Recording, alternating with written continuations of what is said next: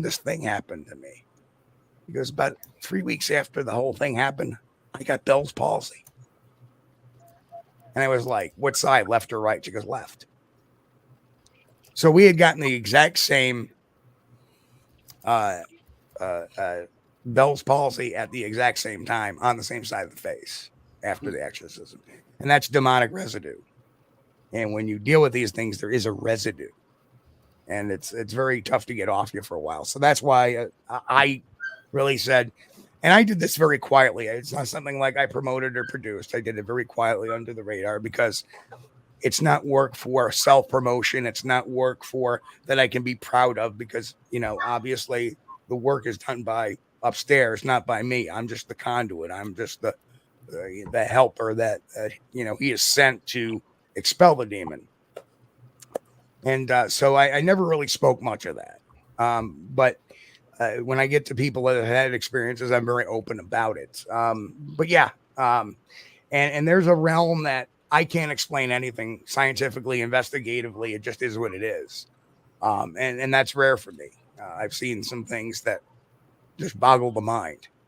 But yeah, as far as the Bigfoot thing, hold on for 1 second. Hang on for 1 second. You guys started talking about demons and stuff, and my show went off from live to pre-recorded. Oh, really? I just got a text said your show's not live. I'm looking at it and it says pre-recorded, hit live now. So I had to go live again. Okay, I'm glad. I didn't want to say anything because I couldn't understand because nobody was popping in the comments and stuff. And I thought, because I didn't put the link in. And then when I did, I went live. I went live in the minute I went live. Everybody was here. I hit the live button. We came on. You guys started talking about demons and demonic stuff. And this thing went into pre-recorded. Now it said hit go live. And now it went live. That is some scary shit, guys. Well, if you noticed when you were given the story, you coughed a couple of times like something didn't want you to talk about these. Yeah. Have you had that before? Yeah, I saw that. Yeah. Let me explain about manipulation. Before I became a demonologist, we went into this house and I can feel, for some reason, that's my gift. When I walk into something, an area that really is something bad, bells start going off. And I had done this case with a prior organization I was with that didn't deal with this. And that's the reason why I broke off. Part of the reason why I broke off and created my own group, because I said, I can't leave people hanging. It's just not right. But we go into this place and we're doing a ghost box session upstairs and we're recording this. And, I pick up the recorder, tag it, put it down. We start doing the ghost box session. And we get communication with something, but it seems like it's being suppressed by something else. And everybody was negative that night. So I felt that there was something demonic going on there.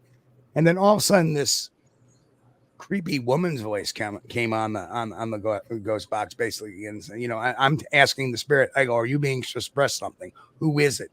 And then all of a sudden, this woman's voice comes by and says, who are you? And then the next one is freaks. And then we said, listen, I'm talking to the spirit we were talking to before. I want to know who is suppressing you. And then the girl's voice came on and said, goodbye. And we never heard anything on that ghost box after it said goodbye. So after about 10 minutes or whatever, I said, all right, we're going to stop this. I get the recorder, pick it up, look at it, tag it out, stop it, put it down. I go back to listening to the recording, and the recording stopped right after she said goodbye. Even though I know I went by and I had stopped the recorder and tagged it. So it's electronic manipulation is unreal. That there was no reason. It was recording. I mean, I tagged it and stopped it, but the recording actually stopped after she said goodbye. And it was done. Can't explain it.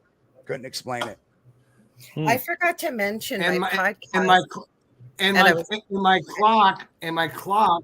My clock that's on the show right now is actually warping. From back in the time. That's what I was going to ask. Sorry, I was going to add, I know on my live shows, I forgot to mention that. I'm sorry, and I should. I broadcast on UFO Paranormal Radio Network, or UPRN, out of New Orleans, Louisiana. And I have the Angel Rock Live on Monday nights. And then the thing at the foot of the bed, I started with a good friend of mine that we co-host. I can't tell you how many EVPs even just come through on there. It's crazy. So I understand what you're saying, Steve. Like, just crazy stuff happens, right? Like, look what happened with you even starting the show. Like you said, your clock's warping, right? Yeah. Every time you think you got to figure it out, then they go and pull something interesting. Always. I figured, Randy, I'd come. I didn't mean to cause all this chaos because I came on to talk about Bigfoot, and just so happened I was fascinated. Steve, you don't cause chaos? Really? No, not at all. Hey, Randy. Not at all. Yeah, because I'm watching and it's live, and I do the show all the time, so I'm watching the clock go by, and so I got a text. L'Oreal says, "You're not live." I'm like, "Yeah, I'm looking at it. This is live." I knew some of the people popped in. I knew somebody would pop in, and I'm thinking, why aren't they watching? And I've seen people like the post because they said, I'm live now. I'm back with everybody in the panel. And I'm going, this is weird that there's no comments. So I'm so glad. Either way, it got figured out. That's good. Hey, Randy, Robert's in the green room. Huh? Robert's in the green room. Robert's in the green room? Yeah. Robert, we're sorry we had some technical difficulties. We were recording live, and Steve started bringing the spooks to the room. And next thing you know, don't feel bad. I thought I was going to have to call a Catholic priest in order to do an exorcism on my laptop. Everything on it froze. Oh, and I mean, it screen, everything just dead froze. And it was everything I could do to get it to power down and then power back on. And then it ran fine for a little bit. And then all of a sudden it did it again. I was like, well, I guess I'm going to have to call an exorcist. Steve, well, Randy, just blame Steve. That's all. We just blame Steve for it all. That's it. My fault. You know when the Pope stands up in front of everybody and gives this sign like this? You know what he's saying? All you damn Dagos, get off the grass. Hey, Randy, I did find that video. I sent it to you along with a picture. Okay. I'll see if I can. Hey, right now, I'm going to tell you what. This is the weirdest show I've ever done. And I'll tell you what, everybody said, I swear to Jesus, it said we're live. I did my intros. We talked to everybody. For those who are just now joining us because Steve brought the vamps with him, we are live. Mine said live the whole time. Yeah, mine did too. Mine said live the whole time too. It did say live, but where I was looking just to check, because I'm sharing it to two of my platforms too up above, and I couldn't find it. And then I had people start messaging me in Messenger going, where are you? Like, where can I watch? I want to watch. And so I started looking and going, because it did say live. You're absolutely right, Randy. It did say live up in the left-hand corner. Yes. Mm-hmm. Bill, what did you get on your end, Bill? On one side, it kept saying scheduled in gray. It did. You're right, George. But on the screen here, it says live, but it kept saying scheduled. You're absolutely right. Mm-hmm. Wow, that is crazy. For a later release is what I was thinking. That's the reason I never said anything. I was like, okay, we'll go with it. So Diane says mine said upcoming. So hers said it for the audience person here too, Diane. All right. Well, we've all got our ghostly things in here, and Bill, you've been real quiet. You and Elijah. Bill, let's go with you. Well, I cover just about everything, and from the paranormal to the cryptids to UFOs, and it's just my main thing is Bigfoot, and Steve, it's your fault too. I blame Steve on that one. Mr. TV, gotta blame him for everything. Gotta blame him. But no, and I got to finally meet Steve, even though I was following him. back at the Sasquatch Triangle Conference in Conshohocken. Yes. And I got the merchandise to prove it. Oh, there it is. But no, Bigfoot is my main thing because I always believed, but then life got in the way. And after years and years and years, I finally got back into researching it. And I finally had a sighting. It'll be 3 years this August at the place everybody said you got to go to. And I'm thinking, I'm not going to see one there. Salt Fork State Park in Ohio. There's no way I'm going to see one. Everybody and their brother goes there. The very first night at the Sospeed camp out that I went to at the group camp area, I met Mike Bennett. My friend Debbie Preggy came, and we went riding around Salt Fork, checking things out.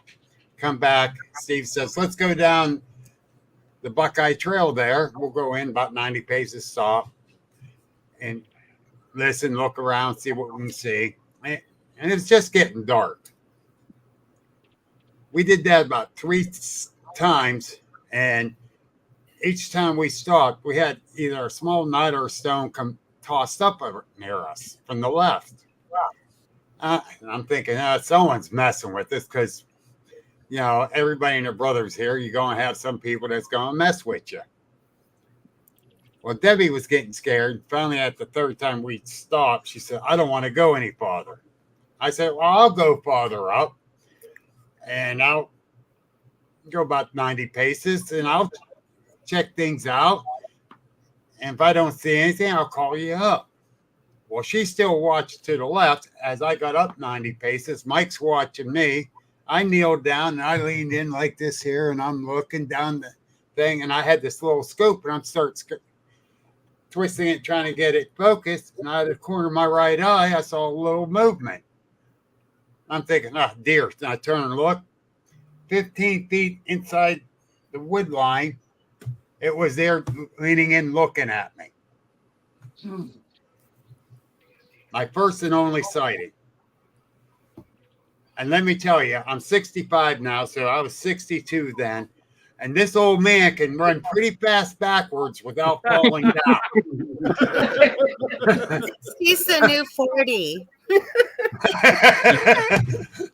And that's why I'm gray now. Because of that. Yeah, I got you. But no, seriously, that I really did not expect to see that at all. I was hoping to hear the Ohio howl. And that really threw me down the rabbit hole. And I start listening to Steve's shows more and more. And I did have PTSD with it. Total PTSD. That's me and my friend Gary walking near the reservoir at our place here in Mercer County, PA. So it took me a little while, but people kept saying, talk about it. Get it off your chest. You'll feel better. Well, it does work, but I still have my PTSD at times. But now I got my podcast. Most of the people I bring on is about their experiences with Bigfoot. I have paranormal and UFO people still come on. Like tonight, I have paranormal people on it. But I can describe this thing to you to the T. And how big it was, size-wise, the muscles and that. And when I stood up, it stood up. So I saw about where it stood up next to the tree that it was next to.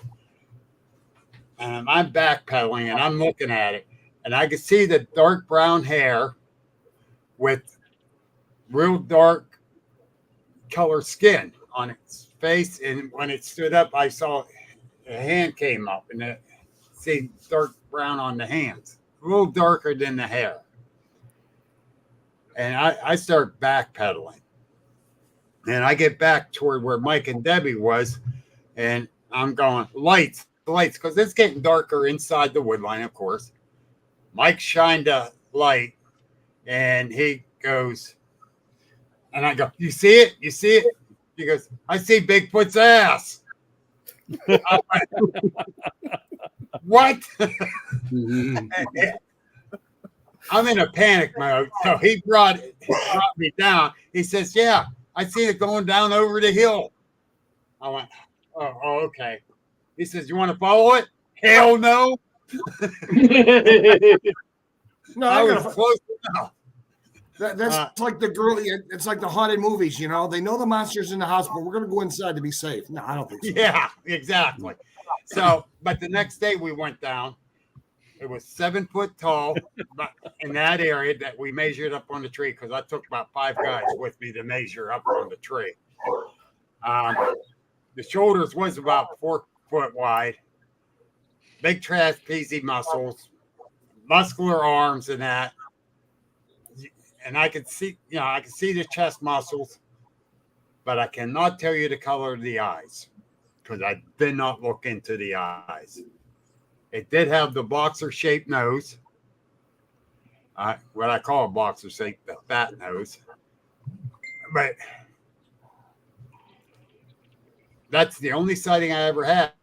So, and I'm not into that DNA stuff now like I was before. I'm more into, I already know they're out there for a fact. Now I want to know what they're doing, how they're doing it, why they're doing it. And I think we all want to know that. Yeah. And hey, Bill, so, I gotta say, you make me think there's something wrong with me. Because most people run away from it, but I'm too stupid. I run towards it. Yep, me too. Yes, he did. Yeah, I was for that. I'll probably do the same now because the more I learned about it, now I got my big dog just attacking me. Hey, Bill. Yeah, hey, Bill. We'll go hunting with these two guys, with Steve and with George, and we'll let them run. You and I'll stand behind. No, I'll go with them now. I would. Well, And Steve, I would love to go out with Steve. I would love to go out with Steve. So, Bill, I got to ask you, how many after you had that sighting? How long did it take when you had after your sighting? How long did it take you for it to get out of your head? It hasn't. Yeah, still replays in your mind every day. Yes. Okay. And I've talked a lot about PTSD. In fact, it's part of my. And what a time for a shameless plug! But I have a new book coming out June 1st called "The Psychology of Bigfoot." Oh, and awesome. it talks about PTSD and Bigfoot witnesses as well. And that's part of my presentations right. too. Talking about the PTSD when I do conferences and stuff. That was part of it. Now I put in there. How hard is it for you to keep in check when you're out in the woods now to tell yourself that's not Bigfoot? Because all the time. Yeah, it becomes a lot harder because now you're thinking every noise is Bigfoot. But much to your credit, you've learned to filter that out. Yeah. So that's good. I brought I got the mindset even from day one of my researching. Everything is not Bigfoot out there. Yep. I've been in the woods all my life. Okay. I really have. And everything is not Bigfoot. And I get really upset with people when they say, "Oh, that was a Bigfoot did that." Oh yeah, me too. Yep. Me too. Show me proof they did that. Don't tell me they did it. Show me proof. I get real upset with them. So I'll tell you a real quick funny story. I'm out in Kentucky years ago with this alleged researcher that brought us out there, and we're all standing out there and nothing's going on. And then all of a sudden you hear, ooh, ooh, ooh, ooh. And very clearly a barred owl. And all of a sudden he's like, "That's a Bigfoot imitating a barred owl." I was like, no. Oh, to talk that story off of mine, I've seen that Bigfoot that night. I'm in my van, 4 o'clock in the morning. I still can't sleep. I'm all jittery and nervous and that. I hear that right above me. Then another one across the the lot there. And I look and open up my back door of the van and I look up. Oh, you sons of bitches. But they are loud too when they're near. I mean, it's like I've had one fly over my head, and I'm like, I think that was an owl. It was either that or it was, Birdman or Mothman or a Thunderbird or something. That was huge. Condor. And then about 2 minutes later, and it's like so loud. I'm like, what the? That really got me going with owls too, man. I was already scared shitless, and I ain't gonna deny it. Yeah. And when they're above you, they are so loud. They are. And it was on a tree branch right above my van. And talk about making me scared even more. And I'm going to be honest with everyone. I'm not afraid of nothing. Nothing till that time. And I finally figured out 62 years of my life, I'm not superhuman. I am human. Now snakes. I'm more afraid of snake than I am Bigfoot. Oh, that's my co-host Chris Bennett. He, like I saw this 8-foot black corn snake, one day in Whitehall, New York, and everybody was running away. I'm like, oh, look, a snake, and I'm trying to run it down. Yeah, nope, not me. No, I don't do snakes. I had a baby gardener on my little wood pile I used for my fire pit. And my 3 grandsons were outside with me yesterday. And I go, look, a snake. The 12-year-old ran for the house. The 6-year-old, the youngest one, ran for the snake. It sounds like Elijah. Elijah, how well do you like snakes? I detest them. Lowest creature in nature. I don't care for them. Don't get me wrong. I don't care for them. But, hey, they're going to be out there. There's a reason why they were depicted as evil in the Bible. That's all I'm saying. That's all I'm saying. Well, Adam and Eve would have got away with that tree thing, but the snake rattled on them. Oh. If Adam and Eve would have been Cajun, they'd ate the snake. That's true. And remember Adam's famous words to God. God, I got more ribs. You got more women. Anyway. Rob, Rob keeps jumping out of the room. Is everything okay? And you're a big guy. Every time I go to ask you a question, you disappear. It's the streaming or what? For the past few minutes, when I vanish, my computer makes some kind of god awful computer racket, and then it'll freeze up. It's a brand new laptop. I'm going to take it back to Walmart tomorrow and tell them I want to swap out. It's Steve's fault. I'm telling you. Yeah. That sounds like a Walmart problem to me. I'm honest. I think it is a Walmart problem. Hey, oh yeah. Computer gremlins. Explain why I have a dream. I got a question for L'Oreal here. Laura, I know you're into paranormal stuff like that, and you got a lot of guys in here for Bigfoot. And what is this ball of light that Bigfoot shows up, disappears, is holding this ball of light? I've heard Steve talk about this, but since you and Tracy are in the paranormal, with all the stuff that you two do, what do you think that ball of light is? Is that spirit? What do you feel that is? You know what? Where I live in Canada, and I was telling you this before, I've told George too. We live on the shores of Lake Superior, so we have every kind of paranormal you can think of. Prime Bigfoot country. I was thinking y'all need to come visit me up here. You're going to get Bigfoot, dogmen, UFOs, any kind of paranormal, cryptid, you name it. So, you know what? I haven't really decided. I think, though, that Bigfoot is very, capable of manipulating energy. I think they can be dimensional. I think they are very powerful.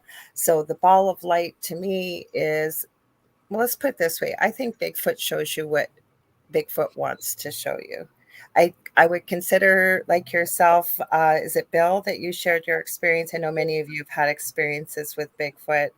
I would consider yourself pretty special because you know what? I really do believe that. I believe that it's a powerful dimensional being. I think it's been here longer than we have.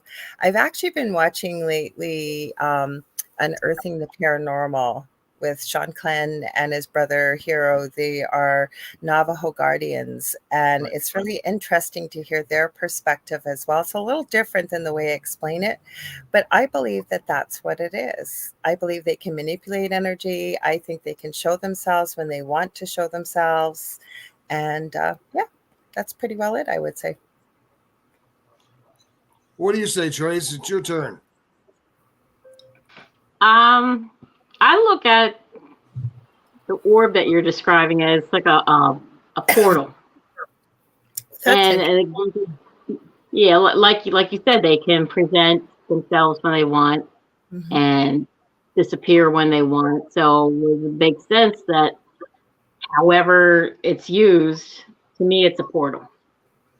I like that. I want to hear Steve's thing on that part. Seriously. Unmute yourself, Steve. You're muted. Unfortunately, I have, and everybody is entitled to their belief and to what they believe, and that's all fine. I have a different take on. For some reason, the boards are shooting off. I'm sorry.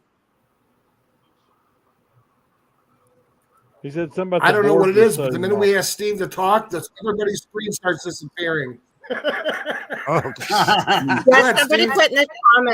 Somebody put in the comments, you guys keep being paused by YouTube every few minutes. Now that could be a streaming issue on their part, or on the upload speed that's going on as well, with StreamYard. But I have a very different take on it. There was nothing unusual about my two sightings. And Bill's sighting, there appeared to be nothing paranormal going on. Mine either. Yeah, exactly. No, there wasn't none on mine either. Right. You got to understand, a lot of people that certain people have them, disappear in front of them and stuff. There's something called post-traumatic regression. And that's also explained in the new book, is that people are having such a traumatic experience, like many children blank out, like people in auto accidents blank out the minute of impact. That's the way of the brain protecting itself.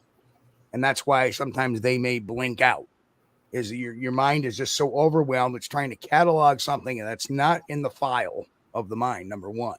And your mind is trying to interpret what it's seeing. Which if you look at it, anytime you have they talk about that in active shooting, that when people start hearing those first pops, people are confused. They think it's firecrackers. They think it's something else. That's a good example in real world of what's going on inside the mind. Now, as far as the orbs, there are a number of things that could happen too. Scientifically, that there's gas emissions from the earth. Now, I'm not trying to blame it on swamp gas like the UAPs, right? I don't want to go there. Yeah. Right. I have seen the orbs without Bigfoot, and those are in areas where there's a lot of cave systems, and they every once in a while they'll release methane gas. I've seen the orbs too, right? And I've been the orbs and Bigfoot. And then you also have to take into the fact that there may be two or more phenomenon going on at the same time, because a lot of the forests we have, obviously were inhabited by Native Americans. It was their lands. So there may be a separate event going on parallel to what's going on with the Bigfoot. Right. One would think that if you have an intelligent creature that can jump through portals and manipulate, well, number one, we're finding tracks and we're finding trackways. So that kind of now people ask me all the time, well, what about those tracks that disappear? And most of those are found in snow, if you think about it. And what happens is a bird will hop on the snow, and you have its undercarriage on there, and it'll hop and it'll hop and it'll hop, and then the sun hits that snow, melts it, and spreads it to make it look like it's a trackway, and then it disappears because it flew off. So people get confused by that. That's my experience as a tracker. But again, getting back to it, you think something that was intelligent, guys. Steve, I hate to cut you off. Yep. Nope. It's telling me we have to take a commercial break. Saying we're streaming too long. Let me take a 2-minute commercial break, and we'll be right back. Hello, I'm Mike Lindell, and I'm excited to announce my new. Hello, I'm Mike Lindell, and I'm excited to announce my new product. Hello, I'm Mike Lindell, and I'm excited to announce. Hello, I'm Mike Lindell. Hello, I'm Mike Lindell, and I'm excited to announce my new product, My Coffee. I get products all the time from entrepreneurs for my new platform, mystore.com. And when I tried My Coffee for the first time, I was blown away. It is the best coffee I've ever had in my life. I spent the last 4 months doing my due diligence, and this family-owned business micromanages every step from the fields to the cup to ensure the best quality coffee you're ever going to have. It starts with the beans that are grown in Honduras. Honduras's volcanic soil and humid climate make the perfect growing conditions for coffee plants, which produce the best beans ever. Then each batch is tested for its aroma, taste, and other aspects to meet the highest standards in the coffee industry. And after that, it goes into production, which is all done right here in the USA. It's like you're getting that small batch specialty coffee, but delivered right to your front door. So go to mystore.com or call the number on your screen. Use the promo code and you'll get your very own My Coffee for 25% off. You guys all know that I've traveled the country for the past year and a half. I've stayed in hundreds of hotels. I've tried every coffee out there. Well, some of the coffees have that terrible aftertaste, some that leave me jittery, or I get an upset stomach. Well, My Coffee is different. It's the richest, smoothest, best coffee I've ever had. My Coffee comes in a variety of flavors. You get them ground or whole bean. Plus, it's certified organic and non-GMO. I guarantee it'll be the best coffee you've ever had. So go to mystore.com or call the number on your screen. Use your promo code and you'll get My Coffee for 25% off. And I'm going to give you deep discounts on all my store products. That's mystore.com. It's my new platform for USA entrepreneurs. Please order now. We brought Israelis and Palestinians together at a political level. Hello, I'm Mike Lindell, inventor of MyPillow. Thanks to your support, you've helped make MyPillow become one of the fastest growing companies in America.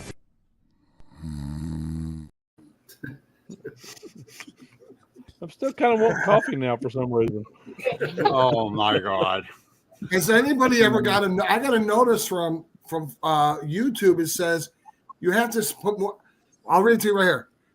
Under guidelines, you have to show commercials every 15 to 20 minutes, or take a break. Oh, wow. I never got that. And I didn't mean to cut anybody off, but maybe that's why we're having this problem, because everybody's saying that it's coming in and out of YouTube. I've never had that issue. No. Well, Mike Lindell, he finally got on to talk about his pillow and his coffee. So back to you, Steve. So my final point, you would think that intelligent, if it was that intelligent to use a portal, it would drink coffee. No, not coffee.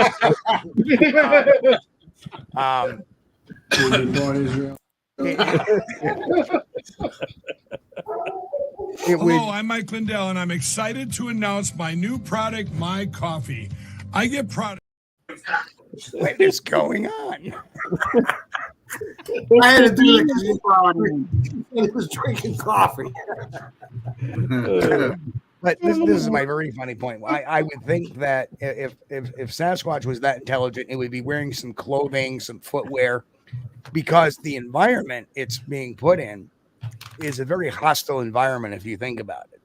Oh yeah. I mean, you go into an area in the summer times, there's ticks, fleas, chiggers, mosquitoes, black flies, leeches in the water. You would think it would use something to protect its skin, its own self, but it doesn't. It walks barefoot, completely naked, and so there's an issue. And then there's the issue of the smell. And, there's sightings where people have described as this horrific odor. I myself have encountered that and finding the Fort Ann cast very shortly thereafter. You would think their hygiene would be a little bit better if they were that intelligent.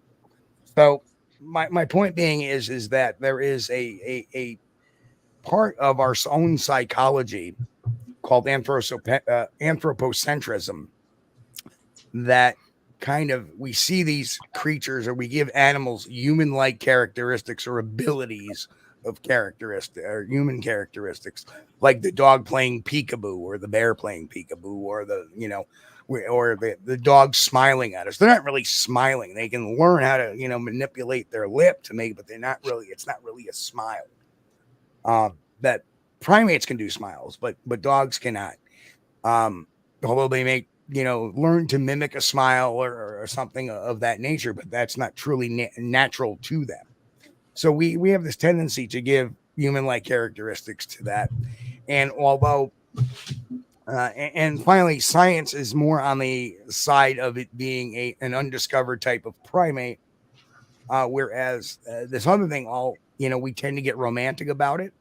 And that's another natural acclimation of humans, is to find an animal and become very romantic or fixate on some part of nature and become very organic to it and fantastical about it. Not saying people are wrong, not saying people are right. Everybody's entitled to their own opinion, obviously, but that's my take on it. And that's, what, I believe. I'm jealous because Steve uses the bigger word. I'm still trying to pronounce that. I still have trouble pronouncing it every once in a while. Anthropocentrism. I'm trying to figure out how to spell it. That's easy. It up in the dictionary. It spells just like it sounds. Anthropocentrism. And Steve, you got to remember, me and Robert's nothing but old country boys. I remember, I'm from Western Pennsylvania. Don't feel bad. There was a time when I was on my podcast. I'm like, Chris is talking, and my co-host is from Kentucky, and I was like, Chris, I was like, yeah, bud. What the hell is a holler? We definitely got to get Steve on ours. That's all there is to it. All right, I gotta throw some stuff in here with Tracy and with Steve on this. The portals, that's a probability. Did I see one go through it? No. Did it get beamed up? Say, hey, Scotty, beam me up? No, I didn't see that. I did see it go down over the hill. I presume it was flesh and blood. But now getting with the orbs, I've seen orbs. Okay. There's some sort of energy. Are they related to Bigfoot? I don't know. And other orbs, I was up in New York doing a research with a New York researcher saying he has orbs. He's Bigfoot around his research area. I found signs about Bigfoot, yes. The orbs, I debunked them, and he still argues with me about it. Natural gas line running through there. On the backside of where he was seeing them, and I saw where they were coming up and floating down the hill. I'm like, wow, so many of them. The next day, we were on the backside of that, where the pipeline comes up over, and there's a pressure relief valve down there. Duh. static electricity exploding those little gas bubbles. And you can only see it at night too. They come around only at night. Duh. But yeah, he argues with me on that. But you can see those gas bubbles every night at Dave's house. Yeah. Especially on Wednesday mornings, right after Taco Tuesday. Yes. But I'm sorry. Mike's selling his coffee when I got my own. But no, selfish plug there, thank you. But no, can they jump through portals? I don't know. I cannot prove that they can or cannot do. I've never seen it. And I did get in an argument with this gentleman.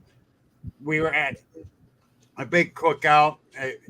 The guy threw a cookout because, the Bigfoot investigators coming. He called all his friends and did a cookout. I was going to go do an investigation. How can you do an investigation with 30 people running around making all kind of noise? Well, this guy, he's going around telling everyone they jump through portals. That's how they do it. And he's pointing at people's chests and stuff. And they go, you going to say something to him? I went, no, I'm letting him go. 20 minutes later, I had enough. I stood up and said, excuse me. Yeah. They jump through portals? Yes. Have you seen them do it? No. Then how do you know? Well, because that's how they do it. No. How do you know? Do you have proof? Well, no. I says, all right, wait a minute. Have you seen a portal? No. Okay. Have you seen a Bigfoot? No. Then sit your ass down and quit telling people that's how they do it. You tell people you think that's how it's done, but don't go tell them that's how it's done. Till you show proof. That's Bill's equivalent of get off the lawn. There you go. Hey, Randy, hey, I am 65. I can do that grumpy old man shit. All right. But yeah, finally, after 20 minutes of listening to him getting in people's faces, I had enough. Show me the proof. And I'd love to see the proof of it if they can do that. It's always how it's presented, and Lorelai did a very nice presentation of it. Yeah, and I try to espouse a similar presentation. I don't put down people for what they believe; they're entitled to their beliefs. But on the same token, this is what I believe, and this is the reasons why, and that's where I leave it at. I don't sit there and say, Lorelai, you're wrong or anything like that. They're not. Conversely, we can't say it. Right. But conversely, you know what? I always say I don't know everything. And I don't think any of us all know the real answers until, as I call it, going back home ourselves, right?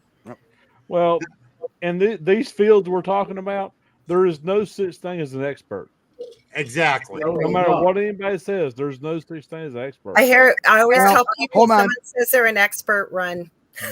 Well, yeah. Listen, I have a very interesting take on the word expert. Okay. It's a fluctuating title. Okay. Think about that. If I'm out there talking about Bigfoot to the general population, who's the expert? Well, that's true. You got a point. Right. And that's the reason. Expert is not a title, as it more for everybody.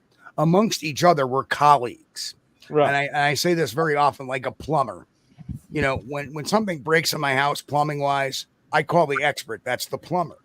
But if that same plumber was at a plumbing convention, is he an expert? No, he's a colleague. Right. Right. So it's a frame of reference. Exactly. I got you on that. Right. You don't call yourself an expert. Right. But if other people call you an expert, that's because that's their reference points to you.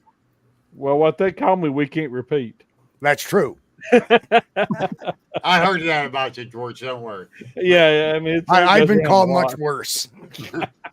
Hey, well, Steve. we got Rob down there, and he's just been in and out. Rob, weigh in on some of this because him and Eli are just sitting there. Guys, get into this conversation a little bit because let's go with Rob. Rob, it's your time. Come on, Rob. All right, I've got a question for Steve and Elijah both. George and I have been wallowing this theory, and I want to see what you think about it. What is the content in the ground where most Bigfoot encounters have taken place? Is there a lot of quartz in the ground? Now that's a great question. I see where you're going with that. Okay. And truthfully, I do not know the soil compositions of every Bigfoot sighting. I know in particular areas in New York where we don't necessarily see a lot of orbs with Bigfoot. At least not in my area. We have a lot of slate. We have a lot of granite, and the soil isn't great for impressions of making tracks. Yeah, we have that issue. Yep. So no, but that doesn't mean we don't have deposits of quartz in New York. There are. It'd be kind of interesting to see if those quartz deposits are in the same area that guy in New York is claiming is seeing all those orbs. But that would be and that's a very interesting point, because we do know quartz can hold memory of things as well. So very, very interesting. That's a great, great question, but I really haven't studied that. Elijah, weigh in on that. He wanted to ask you, what's your thoughts on that? Well, I don't have a grand amount of information on that, but one area I know does have Bigfoot activity here in Tennessee is very close to the land between the lakes. It's Indian Mound, Tennessee, and there's a lot of caves underneath this property where this takes place. Now, is there actually one of the neighbors did say they crawled back in, and there's a very large crystal, and I think they were trying to take a gun and shoot it and break it loose inside that cave. This was very deep. Oh, that's a great idea. Now, what that would have to mean to the Bigfoot population there, I don't know. I'm more of the persuasion that it is a flesh and blood creature of some kind, and the evidence that we found from this research location seems to indicate that there is something of a flesh and blood nature. There's been what appears to be tracks found there, strange hair samples found there. So I don't think there's anything of a supernatural nature going on in this particular area, but there are caves, which goes along kind of with what you're saying, which I do believe have crystals inside of them. Steve, let me ask you this much to add in on the mix. This is another part of the theory that George and I have been rolling around. Now, you correct me if I'm wrong. I won't get offended if I'm wrong. You take the electromagnetic field from a human being. You take the electromagnetic field from a 650-pound, 8-foot tall, 4-foot wide creature. Add high quartz content. Odds are, what would probably be the end result? Well, I obviously not my field of expertise, but yeah, you can understand why there might be an orb or an arc or some form of light between the electrical conductivity between two things of that size, or even one being that size could probably do that as well. I mean, how many paranormal encounters do we talk about where a human is by themselves near a high level of quartz that high strangeness happens? Yeah. So that may be a good explanation of the high strangeness. On paranormal investigations. To make a long story short, this one lady, this is the word I use. Some people don't like it, but it's the only thing I can come up with to explain it. This lady was so allergic to high electromagnetic field. She basically had CVS pharmacy in her pocketbook. She is on every kind of psych meds, heart meds, you name it, she is on it. When we did the investigation on her house, the electromagnetic field was so high, you couldn't do every room you went into, the EMF meter was plumb off the chart. Well, I told her, I said, ma'am, find you an electrician. Something's not grounded correctly. She said, okay. She said, do you think this will help? Well, her husband, he wasn't much of a believer on the paranormal side. He just thought I was catering to her, and he basically thought she and I both were a little bit nuts. He said, I'm going to humor everybody. He said, let's see what happens. Well, he calls a friend of his, which is a licensed electrician in the state of North Carolina. He comes in. The house was built in 1971 before code was enforced. It had paper wiring and all that other stuff with it. The electrician turns around, looks at the homeowner, and says, you better be glad I came up here. He said, it's thousand wonders. He said, this house didn't burn to the ground and you inside it. Well, the electrician regrounds the house, puts all new wiring in it, fix everything perfect. That lady come off of 98% of her medication. She calmed down, and she was fine. Now, when they were at their house in Florida, the house they had down there was about 5 or 6 years old. Everything was up to code. She was fine in it, but when she got to her summer home up here in the summertime, she could not stay in there. She was a constant bundle of nerves. And with that high electromagnetic field, she was so nervous she could thread a sewing machine that are running. I mean, that's honest to God, no joke. She was that far gone, but after the electrician came in and dropped that EMF level, she was fine. And I got studying on that when me and George were discussing it, and I thought, well, the human body runs off electricity between the heart and the brain. Same thing would happen with a fleshy creature like Bigfoot. Where's the electromagnetic field or electricity going to go? The shortest point and the point of least resistance. So if you've got a high quartz content, which quartz, from my understanding, like I said, correct me if I'm wrong, vibrates at a certain frequency anyways, and anything that's on a certain frequency creates energy, right? Mm-hmm. Okay. You combine that, let's just say, I'm just going to go out on a limb and say Bigfoot absent-mindedly has figured out how to use the quartz energy and their own electromagnetic field, which might result in people saying that they got zapped, their camera lost their power. They sort of get into a state of vertigo, kind of like the way infrasound is reported to work.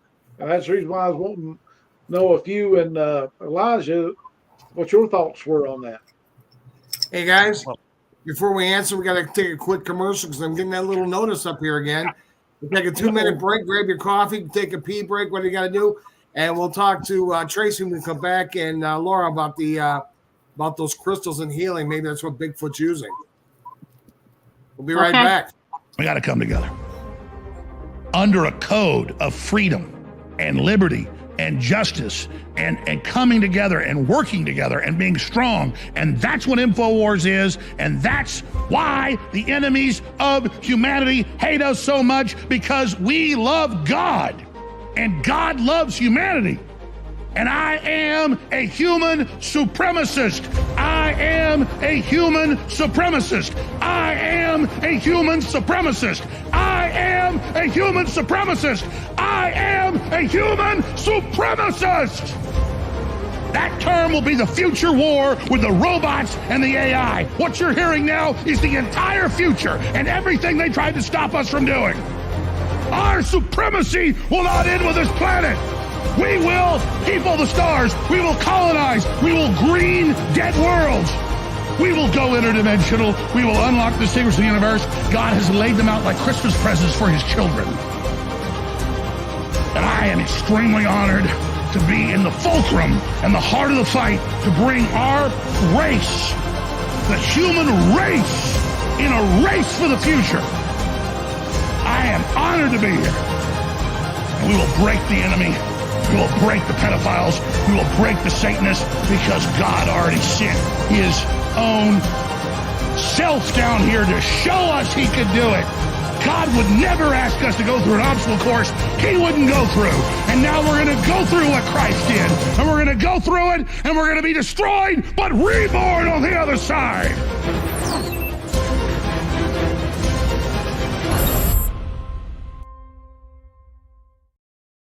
Hello, I'm Mike Lindell, and I'm excited to bring you my Giza Dream bed sheets for the best offer ever. Wow. We're all experiencing rising prices, but I was able to secure a limited amount of Giza cotton for a great price, and I'm passing those savings directly onto you. You can get my Giza Dream bed sheets for as low as $29.98 with your promo code.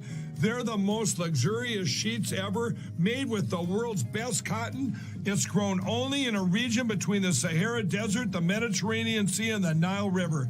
I know my sheets are perfect for you, and I'm extending my 60-day money-back guarantee for Christmas until March 1st, 2023, making them the perfect gifts for your friends, your family, and everyone you know. So go to mypillow.com or call the number on your screen. Use your promo code to save 50% on my Giza Dream bed sheets. That's as low as $29.98. Quantities are extremely limited at these amazing prices, so please order now. Wow. Okay. Can I say something about the frequencies that Rob was talking about? Sure, go ahead. Go ahead. We lost Randy there. Rob, everything has a frequency, not just the quartz, not just us humans, but a friend of mine that he said it was plant talk. He was able. The vibrations from it. You can. I've heard all that. Everything has vibrations. So I believe that the Bigfoot can use and feels the vibrations. And with that lady, her house getting grounded, which I do myself, is go out in the yard, barefooted, dig my toes in, and get grounded to the earth. We all need to get grounded to get the frequency right. Yeah, we refer to that as earthing. That's a wonderful practice. Yes. I guess one of my questions is for this is because we're talking about frequencies and stuff. Has any of these occurrences with the Bigfoot ever occurred on a ley line in any limestone around as well? Because limestone and water conducts energy. And that would bring electricity down. Hey, there's Randy. Guys, I showed the commercials and everybody was spinning in the camera. So I don't know if I was on or off or what was going on. A friend of mine did a thing on ley lines. Her name was Christine Soltis. And she did it at my conference I had this week, and I haven't been able to sit down and watch it. She did a very in-depth study on that. And Sean, I'm going to send you a friend request on Facebook, and I can get back to you on what she has to say on that. I mean, I've encountered some investigations that I've been on that had ley lines across it and have water and limestone around it. It just makes things active as hell. Yes. Oh, I bet. Well, if you mix sandstone, limestone, and quartz in a little dab of water, I think you wind up with a battery.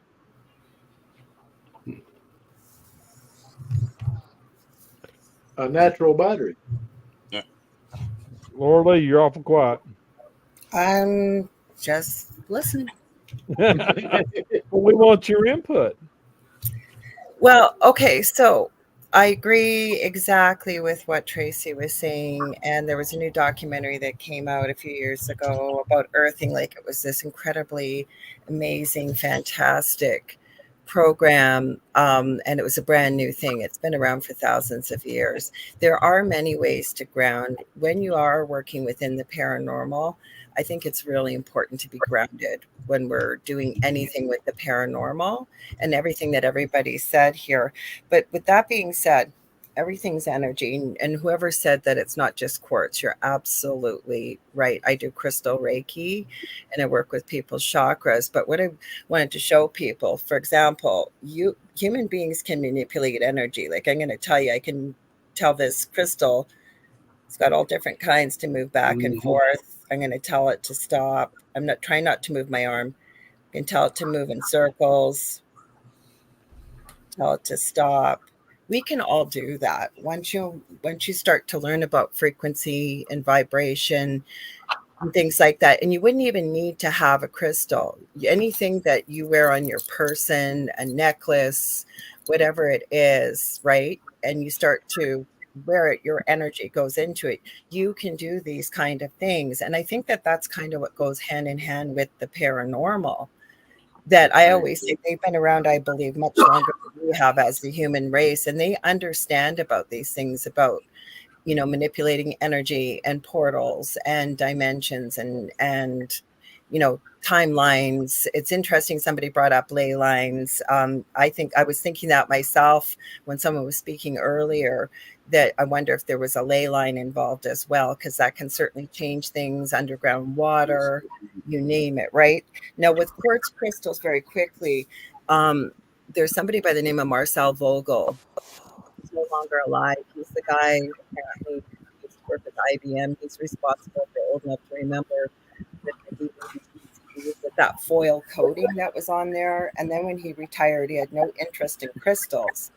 But he started wondering why, in old time watches, they were using quartz crystals to help, extend the life of the battery. And he ended up developing, this is a fake, because there's only one person in the world who now knows how to cut them. But this is called a Vogel crystal, and it's got different angles cut on the crystal. And I know when I even use this one, which isn't a real Vogel crystal, I cannot believe the amount of healing that'll occur. This thing will heat up so hot, but you focus your energy. And that's the kind of work I'll do when I'm working with people, for example, doing healing work and stuff like that. But it just doesn't have to be a quartz. I think crystals are amazing, amazing energy sources. That's what I'm going to call them, because they're certainly not rocks. But I definitely work with crystals as well, and frequencies, and me being clairvoyant and an empath, I pick up on a lot of energy and how it feels around me. And you can actually project your energy onto people and they can actually feel it. So yeah, I know exactly what you're talking about, because my former friend or teammate was a Reiki master, and she taught me quite a bit.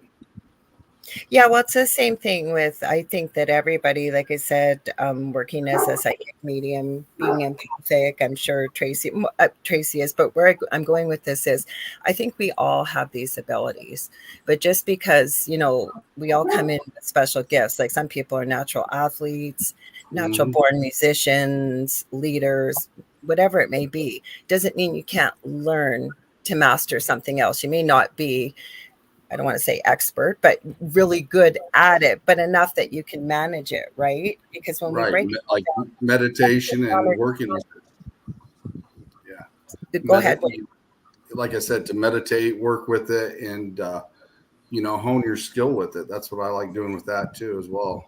But I think everybody has these abilities. We just use different words for them. Like, I trust my gut, or I'm going to follow my gut on that, or I know it, but I don't know why I know it. I just know that I know it, right?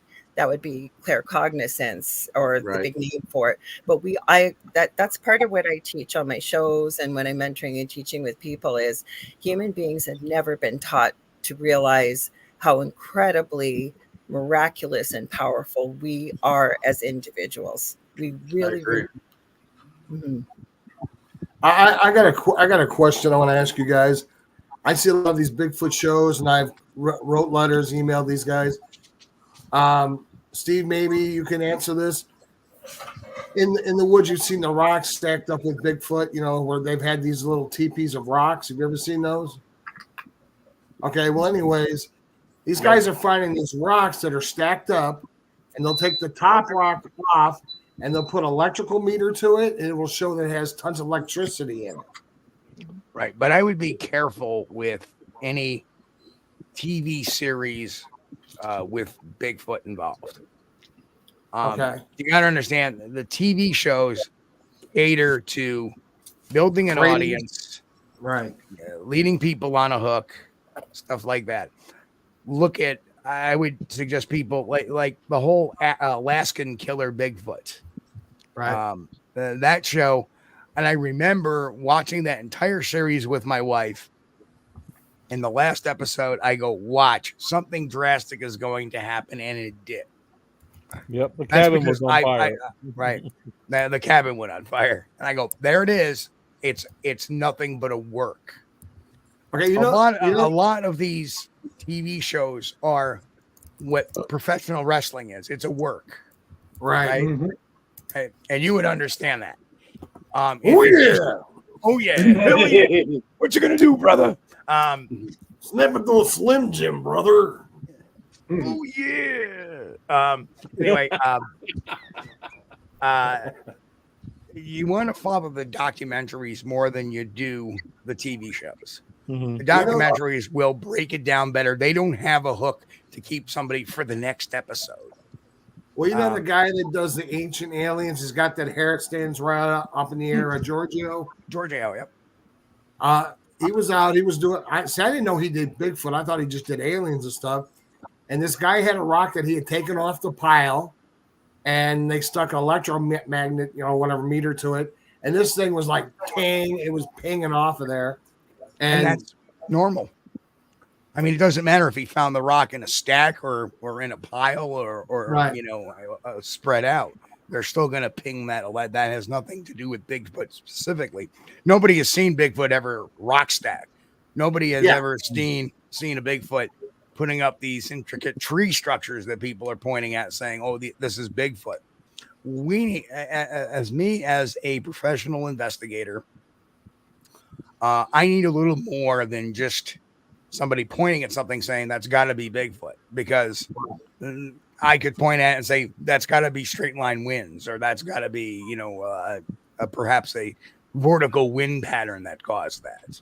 Right. Or that could be, a tree fell one time this year and then vertical winds came in another time that year. So there's different, there's different levels of that. But unless you're seeing a Bigfoot doing it, right, we can't attribute it to it. Okay. Well, like I said, I would ask you because you are the detective of all this stuff. And if anybody would have the answer to that, you would. I got one quick question for Lori. Remember the other night when we were talking on the phone and we were talking about the what do you call it? New Orleans vampire? Yeah, I do. Yeah. Elijah, tell her who that guy is how he's related to you. For your start, I'm super excited about this. So this is Elijah you were telling me about. Okay, the reason why I know about this. Yes, this is my little brother here. Okay, I'll tell you why. Because the owner of my network, Joe Montaldo, is a good old Cajun boy. He's lived in New Orleans his whole life. That's where the network broadcasts out of. And every now and then, we don't do them so often anymore, but we used to do paranormal panels, and I get him to talk about that restaurant. So I am dying to hear every word. Well, one of my favorite topics to speak about is the Comte de Saint Germain. I assume that's what y'all were talking about. One of the prominent vampire stories down in New Orleans. Oh, that's not the guy, though. Before I'm going to stop you. So it's a restaurant. So unless that's his real name, but there's pictures. It's been around. It's in the French Quarter. I've never been to New Orleans, but he says it's been there for, I think, almost 100 years. And supposedly it's been passed down amongst family. And there's a picture of each owner, but it looks like the same guy. Is that who we're talking about? That's his real name then? I'm not sure, honestly. I've never heard that restaurant before, but there is a vampire legend of a feller named Jacques Saint Germain, which people link him back to the historical figure, the Comte de Saint Germain, who, from the French historical record, it is shown that he lived at least 100 years, and there's records to show he lived beyond that. But in the entire time people knew him, he never looked like he aged beyond 40 or 50. This guy too. Every time people seen him, he was like, you couldn't be a 40 or 45, and you knew my father 40 years ago, and he was just a very strange gentleman, very interesting. He was an alchemist, and the king, I think it was Louis the 15th, hired him to fix a flawed diamond that he had. And he looked at it, he said, it'll take me about a month, but I can fix this blight in this. And he brought it back, and it was a little bit bigger. And it actually had a higher value to it, whatever he'd done to it. But going off of the historical person, Comte de Saint Germain, he seemed to allude that his father was Francis Rakoczki II, and I'm related to that person. So if he is who he said he was, I am in some relation to the Comte de Saint Germain, and I think that's what Randy was telling you about. I've heard that story before. I'm trying to remember. One of my audience members had mentioned, they sent me the name and I always forget it. It's a simple name. I've heard this story. That's cool if you're related to him. But this one, I forget what the name of it is. I'm trying to find it right now. They keep giving me vampire cafes. I don't want that. It's like a higher end restaurant, supposedly. Now, and a good friend of mine named Matthew Delph, he's done a lot of research down in like vampire things down in New Orleans before. He might be a good source for you too. Well, my previous co-host, when I was on a previous network, and she was on the one I'm on now for a little bit, she claims not to be a vampire, but well, she does identify as a vampire, but she follows vampire lifestyle. So there are people that do. I've been down to, I think they call it the dungeon down in New Orleans. It's where the tour guys will take you around. They'll say, this is where vampires hang out and alleged vampires hang out. And you walk down a big long alleyway and it's lit up with red lights and whatnot. It's kind of cool and whatnot.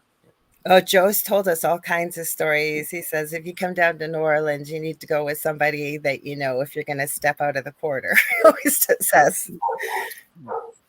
You better go armed. Well, I meant from Canada to get a gun up here. Are you kidding? Well, you can, but. Last time I was in New Orleans, you just about had to have a Hauser tank with you, something to keep all the bums and the people off of you. Mm-hmm. Hey, the last time I was in New Orleans, I had 2,700 beads. You're just a slut. I was a flasher. Imagine what you saw. That's what I was just thinking. Imagine all you saw get that many beats. Every time I go to New Orleans, I go to the Cafe du Monde. Oh, I've been there. There you go. Yeah. Well, my wife's from New Orleans, so some beignets, chicory coffee. Yep. Oh no, I can't. Oh yeah, the chicory with those little donuts there, the flour powdered donuts. Oh. Beignets. I wanted to make sure I brought that up because I've been waiting to share that with you, Laura. Because you and I had talked about that. Elijah's been sitting there quiet. What did we not talk about? Hey, this is what it's about because it all, we're a group of everything in here. You know what I'm saying? I mean, we got Mr. TV Steve and George Lunsford over there and Bob and Rob and everybody else in here and Sean. I mean, these guys are all basically in the same thing. Bigfoot and cryptics and stuff like that. And this is what it's for. People to come out and ask questions and get to know each other and tell our stories, what we're all about. I mean, I've had Bigfoot encounters, and if it wasn't for Steve, he was on my show and he answered a lot of questions for me. And you guys out here answer questions like the quartz, the quartz rocks and stuff like that. To me, people need to know about this stuff and what's real and what's not real.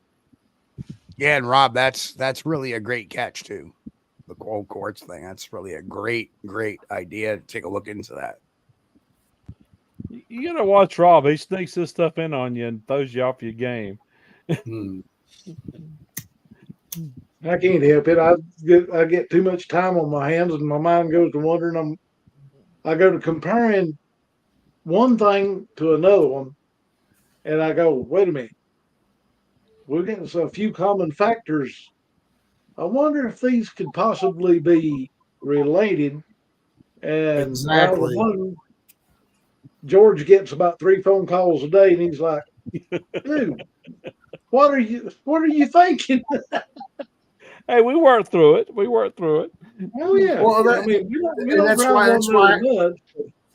and that's why I brought this little band of merrymen all together, is because we all, everything that you guys do has something to do with one thing or the other. The orbs, the crystals, spirits and demons. I didn't know Mr. TV over here was a demon connector, chaser. That's the first time I even heard about it. I've seen him on hundreds of shows chasing Bigfoot and stuff, but I didn't know he was a demon runner. Yeah, I was on 2 episodes of Paranormal Survivor and 1 episode of Scariest Night of My Life. Well, you can keep the demon stuff. I don't do the demon stuff. Yeah, I've kind of retired from that a bit for now. I don't blame you. I don't blame you either. It was. I'll chase regular ghosts or UFOs or any cryptid creature, but I draw the line on demons. Now, Sean up there now, he's had these things call him by name, and me as well. Yep, first and last name. I actually sent you that video. I know I'm trying to load it, but I don't want to do anything because we're having such a scary time because they keep telling me we're overloading YouTube. Yeah. Were you able to listen to that EVP that I sent you, the 2 of them, Randy? No, I'm going to have to go back because Facebook is just now giving me back all my files. That is the craziest EVP. I called into my friend Jason Bland's show on it's called Paranormal Soup. And it was Halloween 2017. It was live. It was unplanned. It's about a 6-minute call. And there's no need for headphones to hear what this thing is saying. It is the creepiest thing. And I called in at the last minute because I was actually watching Linkin Park Memorial concert, and I forgot it was his Halloween show. So it is crazy. Apparently, the equipment they were using hadn't done anything all night long. There is something that comes through there. We've never been able to find out what it was. It's like we don't know if it was reversed. We don't know if it's a foreign language, but this thing sounds like you would think what something from Harry Potter from Slytherin House would sound like if you've watched the movie Harry Potter speaking the snake language, but it's in English. Yeah. It is the creepiest thing you have ever heard. Mm-hmm. I want to play a video for everybody, and then I want everybody to see. I want you to listen real carefully to what happens here, and it happens when the shade blows forward. Okay.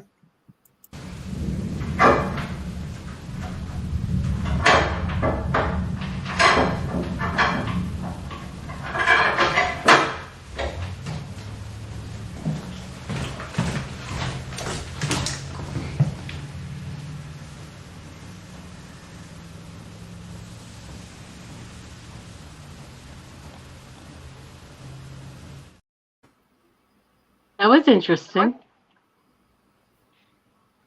Dave, you want to tell the story? Yeah, that was actually captured back in 2007. One of my members of the Maryland Paranormal Research Team was adjusting. He had just ran wires to different cameras, and he was—I forget what he was adjusting, but he was adjusting something. And when he comes walking out of the room, about 4 to 5 seconds after he comes out, you see the shade lift up a little bit and shake, and then you hear a faint voice that says, "Go away." Now, he turns around, goes back in. That shade doesn't move. When I took several members in that room, when we went back to try to recreate and make that happen, we walked out of the room, several of us, a lot faster. Nothing. The only way we could get that shade to move was to take something and wave it for that shade to pick up. That's, Did you guys hear the voice? I didn't hear it. Nobody heard. I heard it last night when you played it on the show. So I'll play it one more time. Check it out.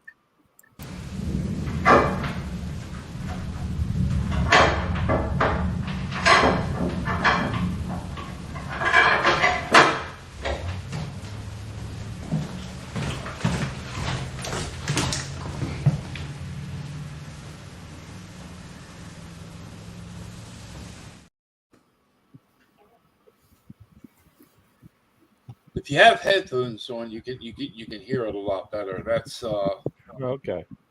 That's how I discovered it. When we went back to our meeting room and we were going over our evidence, and I had to wear headphones to hear it. Without headphones, I could not hear it.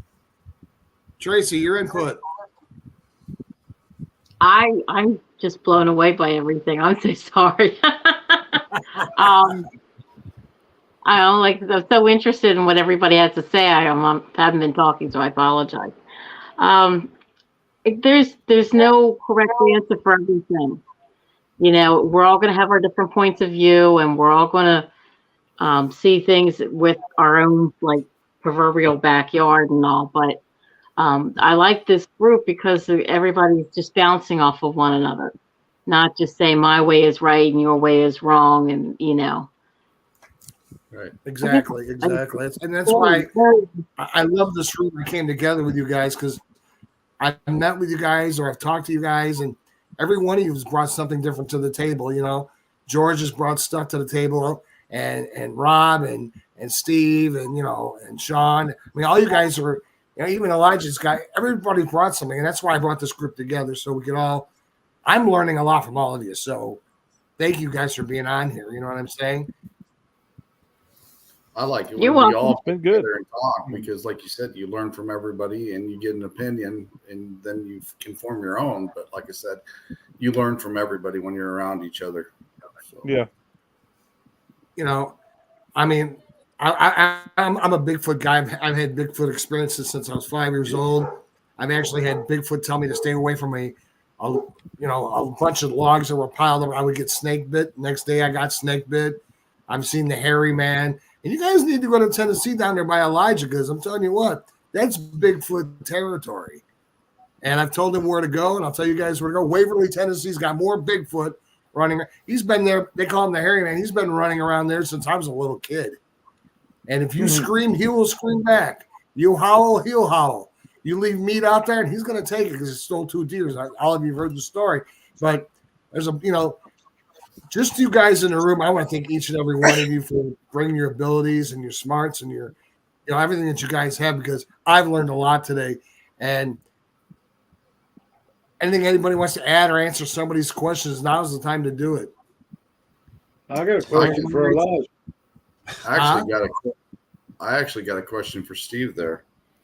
Being a demonologist, I've encountered before a young man about the age of 12 that had an attachment that we ended up getting rid of it.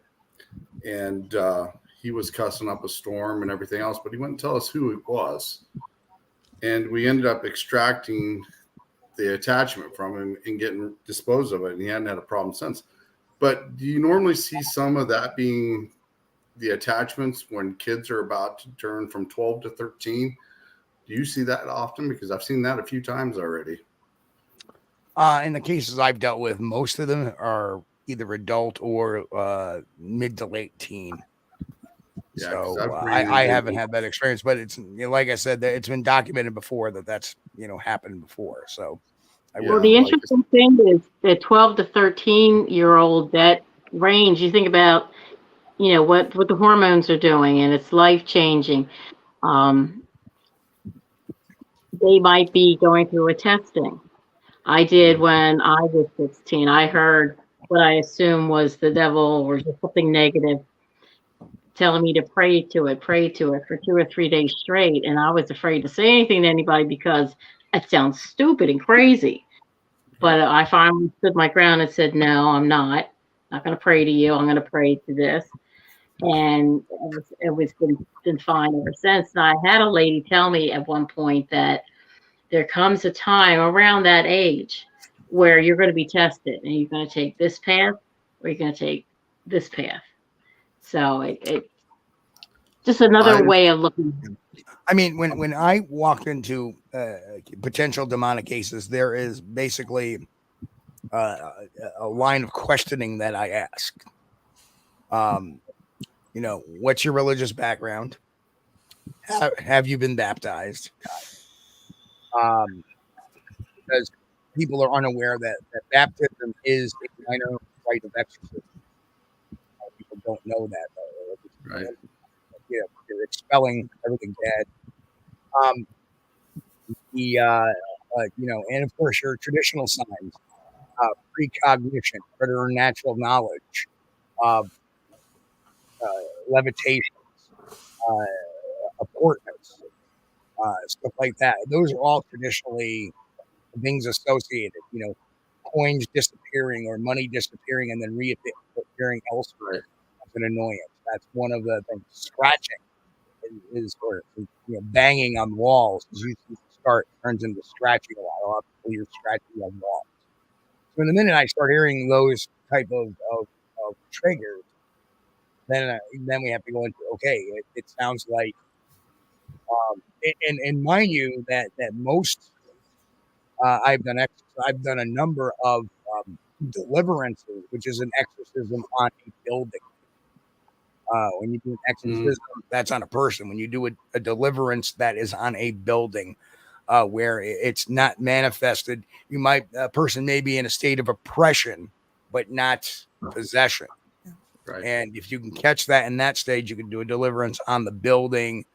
And then we would put, St. Benedict coins on the four corners of the property, holy salt, and all that, ritualistic stuff. So, and it's very important that post incident that the person involved in the exorcism or deliverance, that the family start, whatever their religion may be, to start becoming a little more spiritual and clinging to their faith, because it helps them keep the bad stuff from coming back. Yeah, I mean, I've had to christen the ground at some houses, run off some bad energy as well.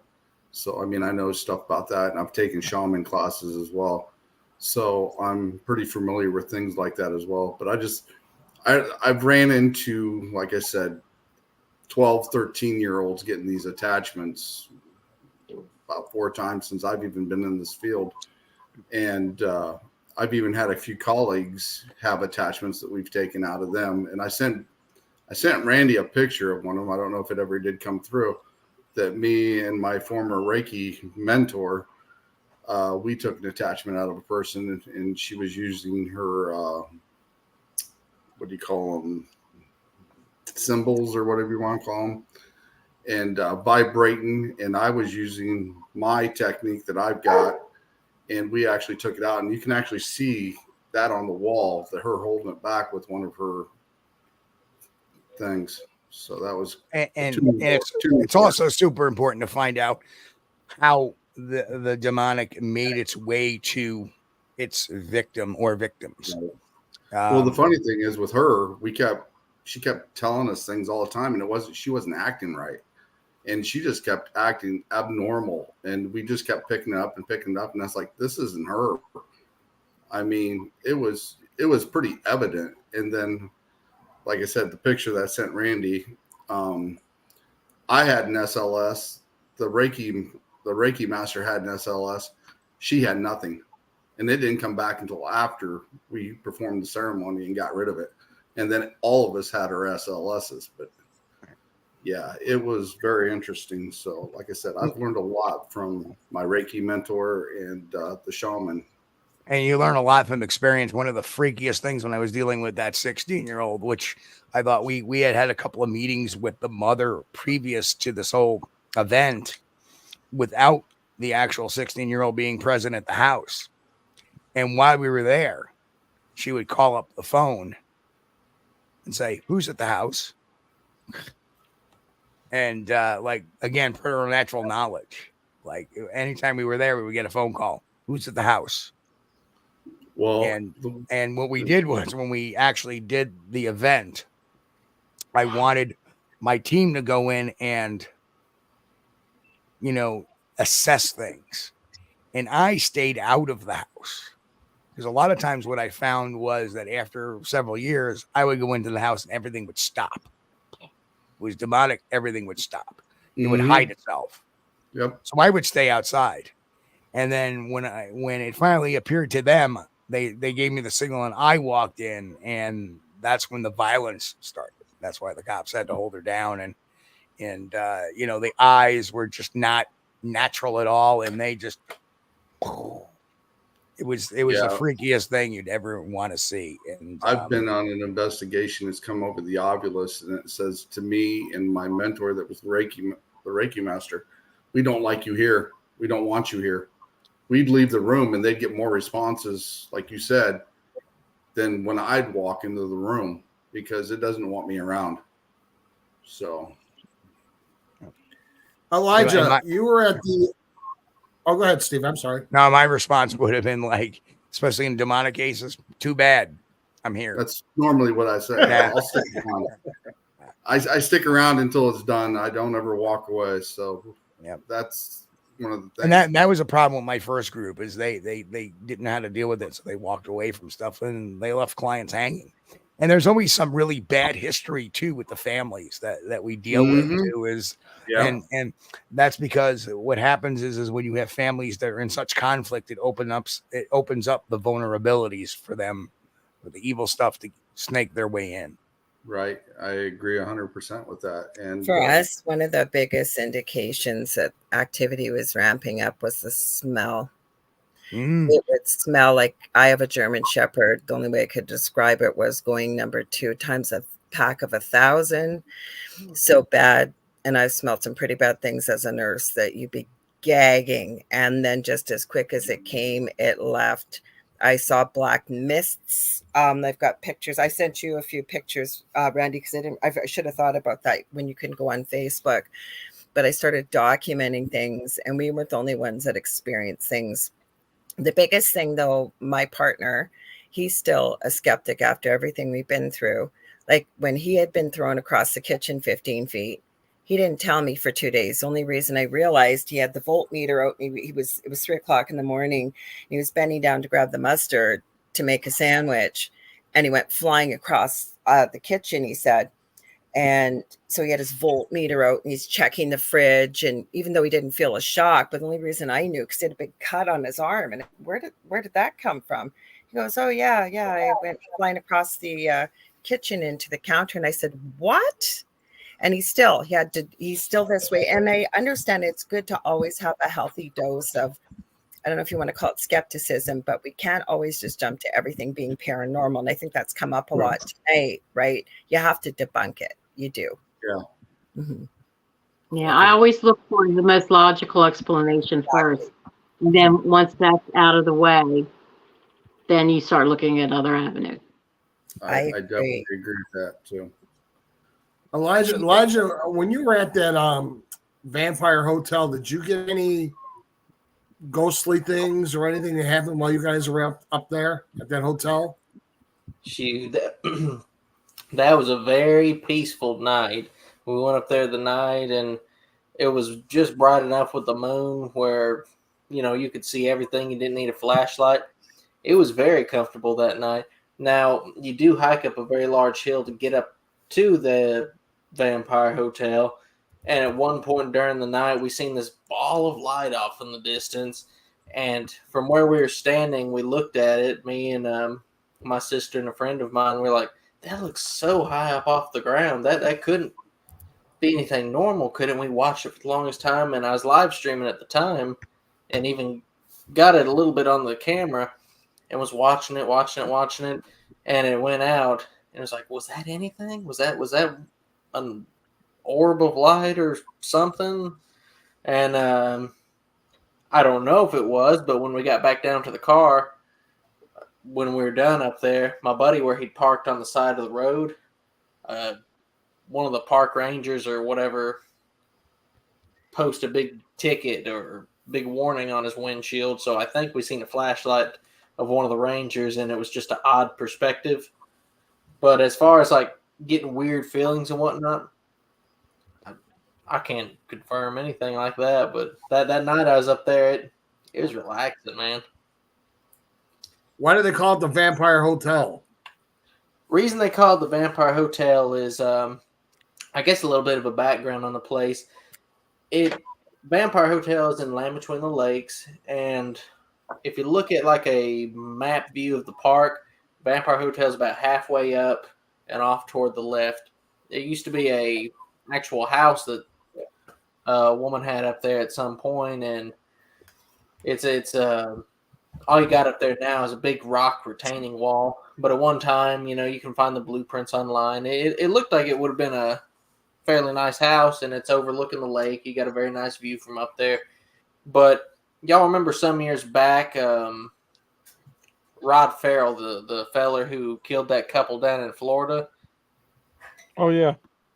His gang and his friends, they would hang up around that Vampire Hotel, and he would say he was possessed, or he was the spirit of a 500-year-old vampire, and that's how it kind of got its name, Vampire Hotel. Allegedly, they're up there drinking blood and doing,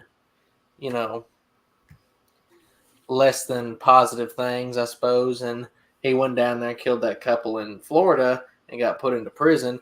And now it's just kind of got the name Vampire Hotel. It actually had like a little building attached to it where you could go inside of it that they would hang out in. And I think maybe in the 90s they bulldozed it down. But all you got now is the big rock wall where you can go up and just kind of hang out and take pictures and whatnot.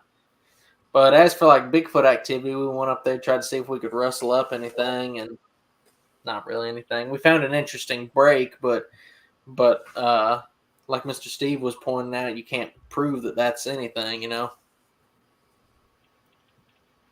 well, Steve is the guy who's been debunking all this. Steve, you said, I talked to you, I told you, I sent you a message, said great on the Bigfoot thing with the AI. You said you had something coming up that you were going to show on TV, or you were going to show on here, or you're going to show the world. What was that? Well, can't you share that? Trying to think what it was, because I deal with so much. I said, that was the thylacine breakdown. That was the thylacine. Oh, is that what it was? Okay. Yeah. But if I did put in the share screen a picture of one of the first demonic possessions, one of the evidence photos that was submitted to us, and we ran it through the checks, and it all passed. If you want to pull that, it should be on a share screen. It should say my name under it. Pull that picture up. And this is exactly the type of thing you deal with when you deal with. This is in the middle of the day, mind you. Okay, where do I pull that for a share screen? Okay, so if you look down on the bottom, you'll see all the. Right here. There we go. Yeah, there we are. So unfortunately, you really can't see it very well in this. If it was a lighter background, but if you look at the, I can probably right in all there is all black. Right, I see that. Yeah. Mm-hmm. And that was so close to her that when she took that picture, that we realized something really evil was going on there. So, but yeah, that was like one of the pictures. There was a number of pictures, these really weird orbs.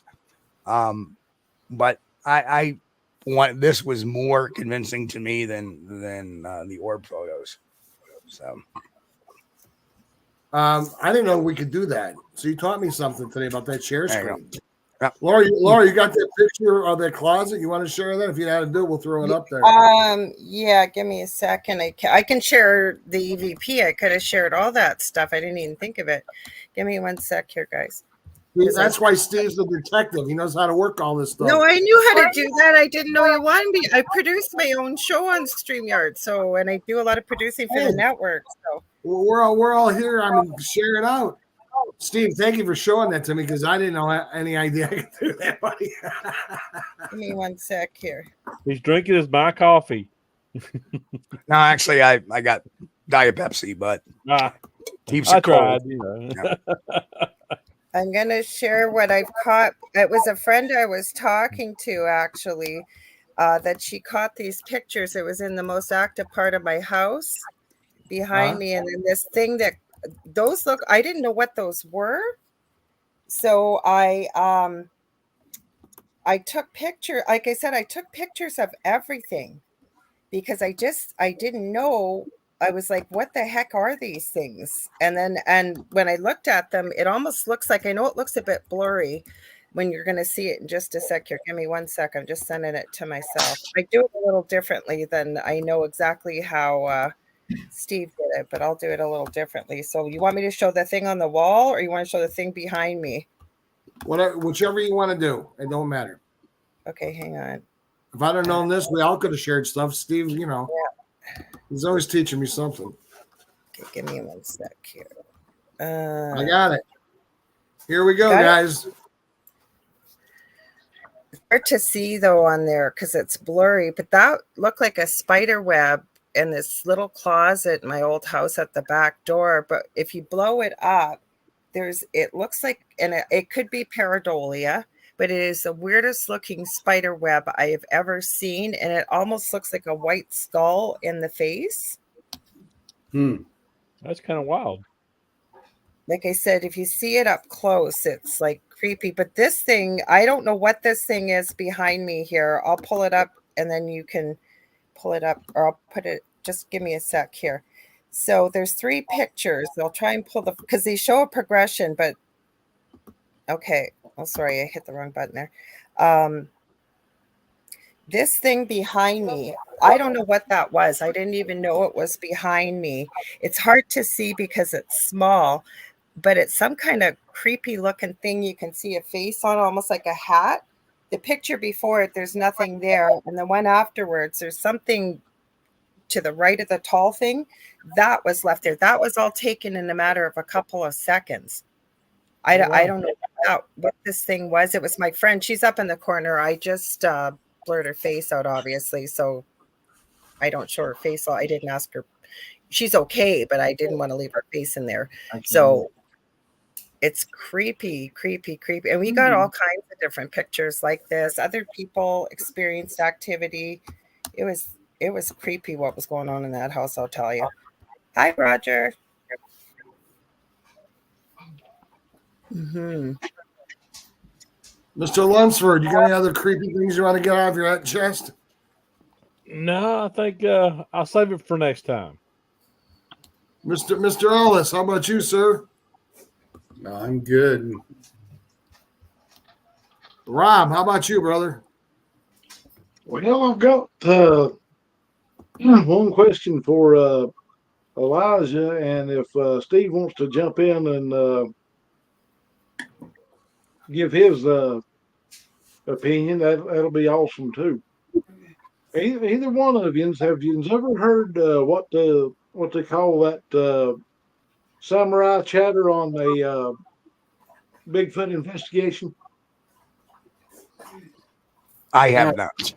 Is that kind of similar to the Sierra sounds where there's got the real weird? Yeah, that's exactly it.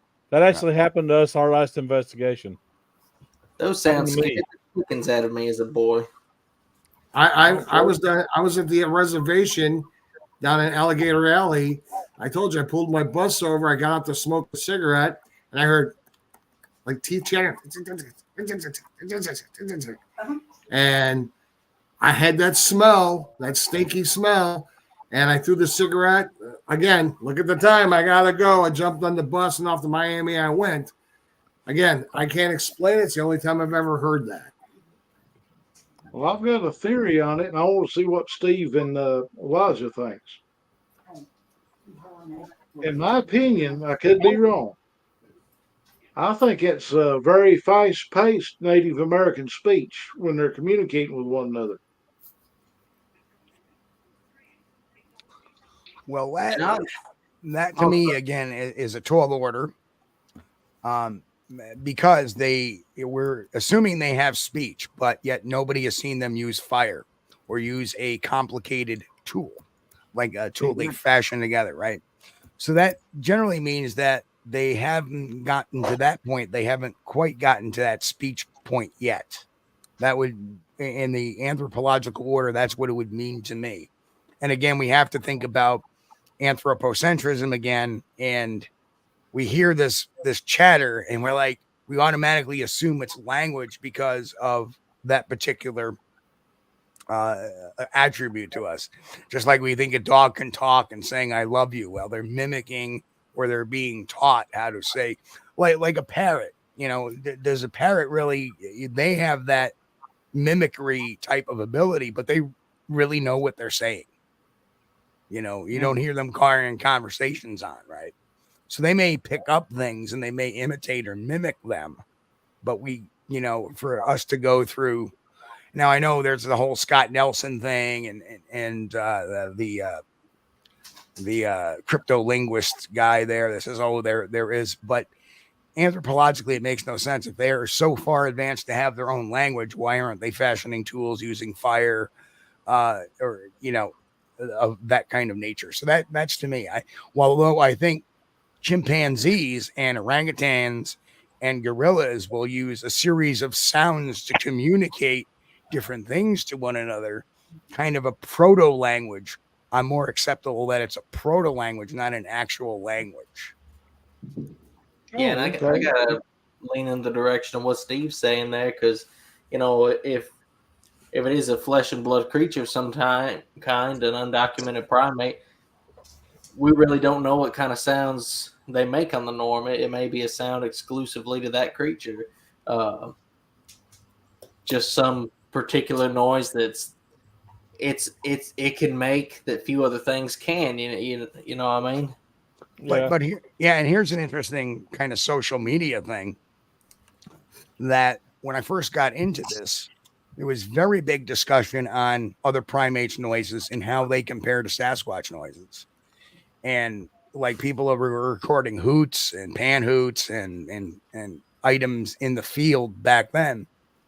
And all of a sudden, with the advent of social media, everybody starts talking about this whole language deal, and nobody's recording or nobody's saying they're hearing, for the most part, any of these kind of hoots or pan hoots or anything like that.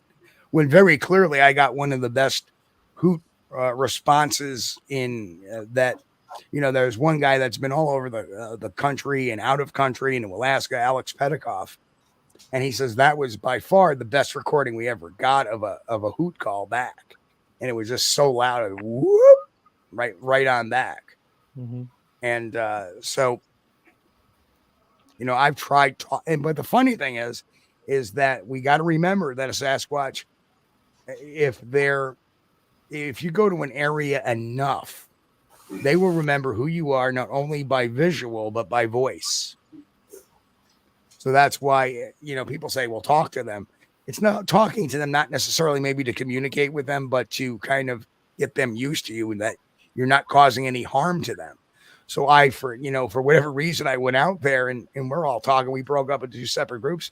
And I just say, hey, fellas, it's me again. Come on. I've been coming up here for 20 years. Say something, do something, let us know you're here. Yada, yada. I don't mean you any harm. Now, I know they probably don't understand a tenth of that other than recognizing my voice. And then 4 or 5 minutes later or 3 minutes later, boom, here's this pan hoot, this hoot call come back. So it recognized me, I believe, or they recognized me.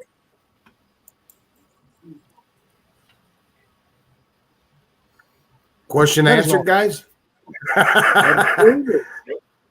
As we went with these two guys, Steve's got a heck of a lot more experience in the field than I do. I got interested in Bigfoot investigations in 2012. I will never claim to understand or know more than the next person. If somebody, but I feel it's got, a lot more experience or a lot more knowledge on the subject, I'm more than tickled to sit there and listen to what they've got to say. And I appreciate that, Rob. I've learned something from you tonight too. So, guys, and I just mentioned this just a little while ago, and I mean, you guys have got my utmost respect. Thank you, sir. And like I said, I've learned something from you tonight too. So the feeling is mutual. Everybody can learn from one another. I'm not all knowing or all powerful. I just have had a lot of experience over the years. That's about it. What does it mean? Well, it means as much as the next person's opinion. Well, guys, I'm not trying to cut it short. If you guys want to keep going, I will go. But I have to take a commercial because I'm being told to. Hey, Randy. I'm going to make this quick, and I mean super quick. It's 1 minute long. Hello, I'm Mike Lindell, and I'm excited to bring you my Giza Dream bed sheets for the best offer ever.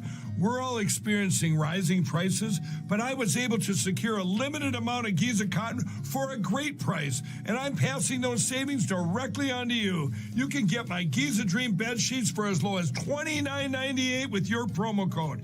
They're the most luxurious sheets ever, made with the world's best cotton. It's grown only in a region between the Sahara Desert, the Mediterranean Sea, and the Nile River. I know my sheets are perfect for you, and I'm extending my 60-day money-back guarantee for Christmas until March 1st, 2023, making them the... I got rid of that commercial. I don't know. You guys, we got to find out what this is. I guess we have to take commercials. We've been on here almost 3 hours. So yeah. I don't mean to cut anybody off. What were you going to say, Tracy? I'm sorry. I was going to say I'm about at 2%. So it's going to look like I just ran away at some point. So I'm going to have to say goodnight because I have totally run my phone down. Tracy, tell everybody where they can get a hold of you, your Facebook page and stuff like that real quick before you go. Okay. Tracy Jones, Tracey Jones, of course. Look on Facebook. I don't have podcasts and all that. So I'm a newbie. But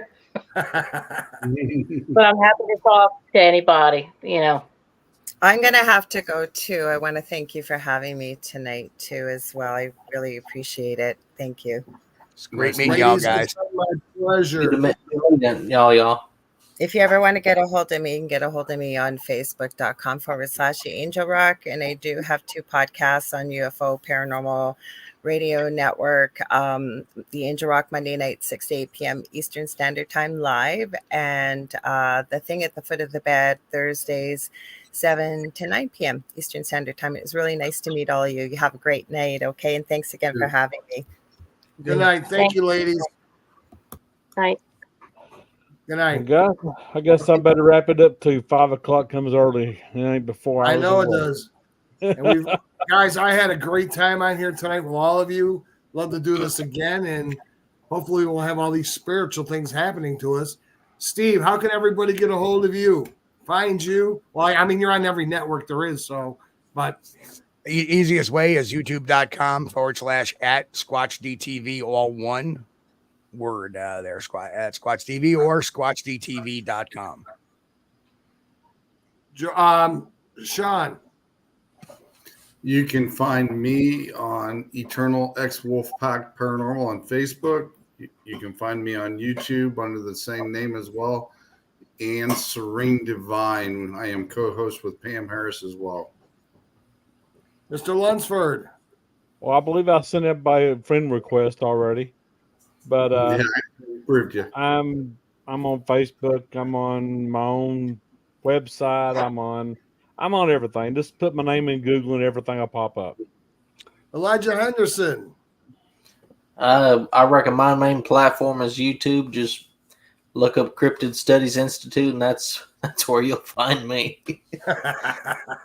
Well, Elijah and George and Bill, I'm sorry, Rob, I want to get you guys on all as well too. My podcast would be great to yak and chat. Anytime.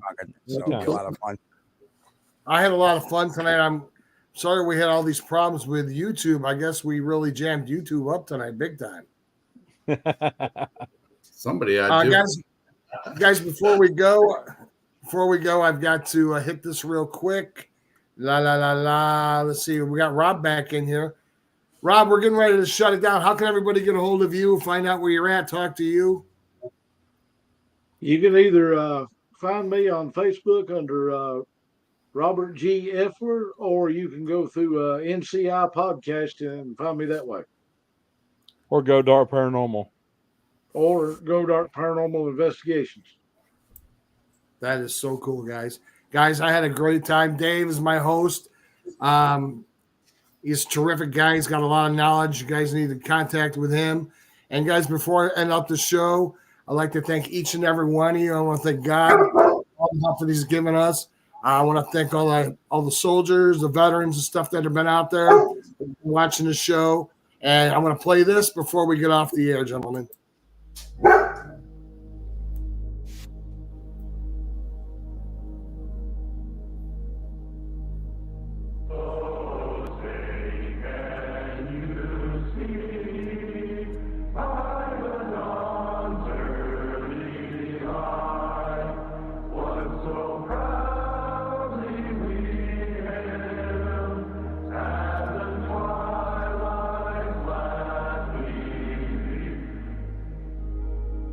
I pledge allegiance to the flag of the United States of America.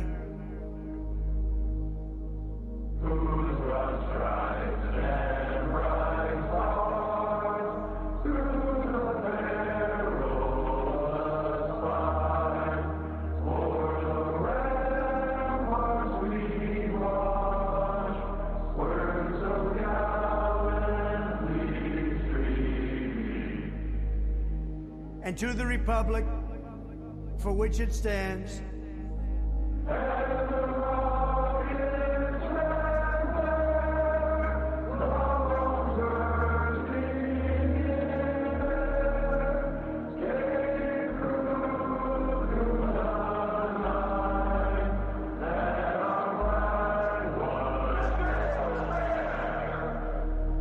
one nation, under God,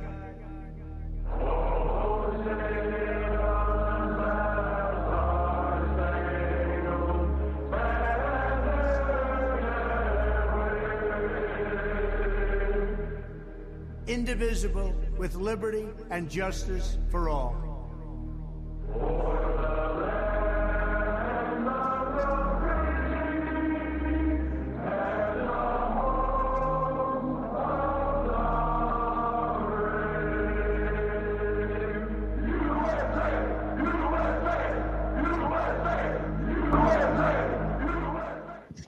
Play ball.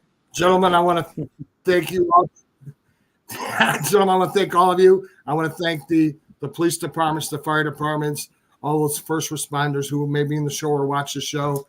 We do this for everybody. Guys, I had a great time. I'm glad each and every one of you got to come out tonight and hang out with me and share my show and play Slamming Conversations. You guys ever want to come on again, or you want me to do a show with, just let me know. Steve, can't wait to see you in the next show. Elijah, can't wait to see your next investigation out there in the field with your sister. Sean, I'm definitely going to be watching for your next investigation. George, we're doing a pilot together, by the way. We're doing a Simpsons-type pilot. It's about a football player, and the guy's trying to be a life coach to his daughter. And guess what? There's a Bigfoot in this pilot. And only thing he says is, yum, yum, eat them up. So, gentlemen, thank you so much. God bless each and every one of you. And thank you.